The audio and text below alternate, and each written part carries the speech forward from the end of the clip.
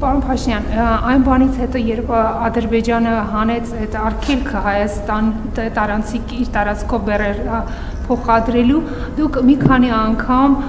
հրապարակայնորեն տարբեր հարթակներից Ադրբեջանի նախագահին շնորհակալություն հայտնեցիք, այսինքն հոկտեմբերից Թբիլիսիում ողջունեցիք ու շնորհակալություն հայտնեցիք նրան այդ քայլի համար, այստեղ կառավարության նիստին մի քանի անգամ եղել է նույն ԵԱՏՄ հարթակում,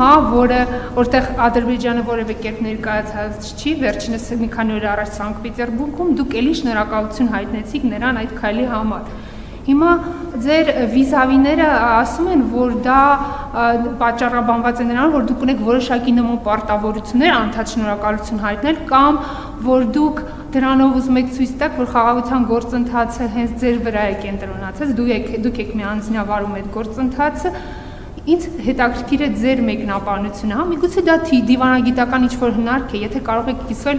ձեր պատկերացումներով, ինչով եք դուք առաջնորդվում դա անելուց, շնորհակալ։ Ընդհանրապես ես նկատել եմ, որ մեր մոտ գիտեք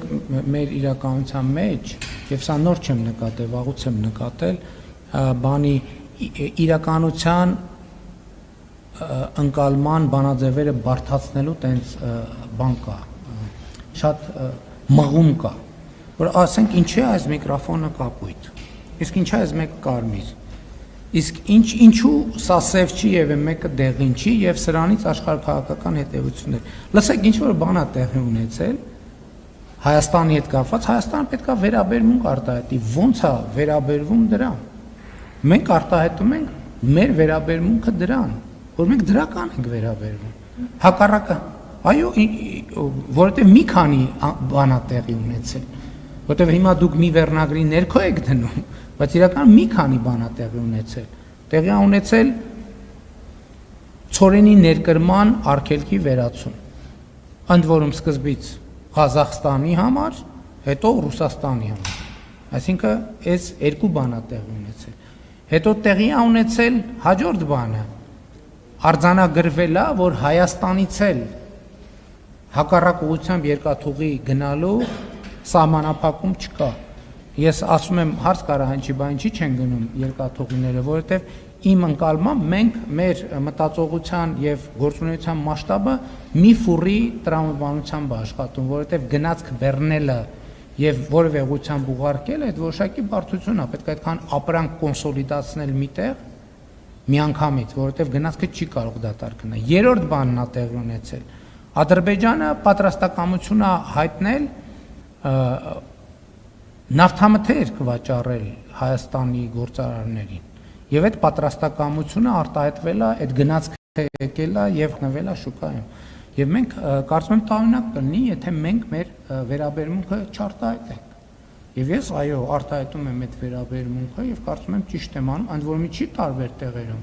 որ տարբեր տեղերում դա արձանագրի, որովհետեւ դա կարեւոր է նաեւ ԵԱՏՄ-ի համար։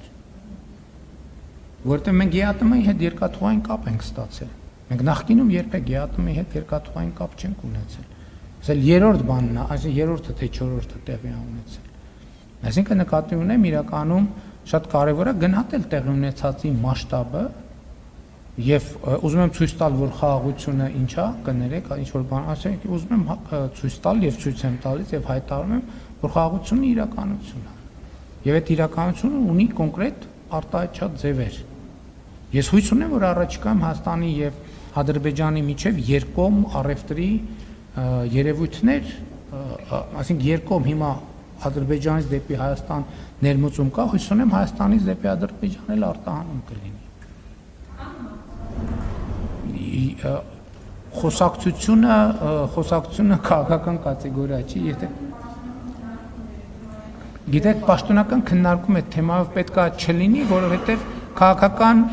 արգելքի բացակայությունը արդեն բիզնեսները պետք է իրար հետ պայմանավորվեն եւ եթե պարզվի, որ կառավարությունը պետք է ինչ-որ բան անի այդ պայմանավորվածությունները հնարավոր դարձնելու համար,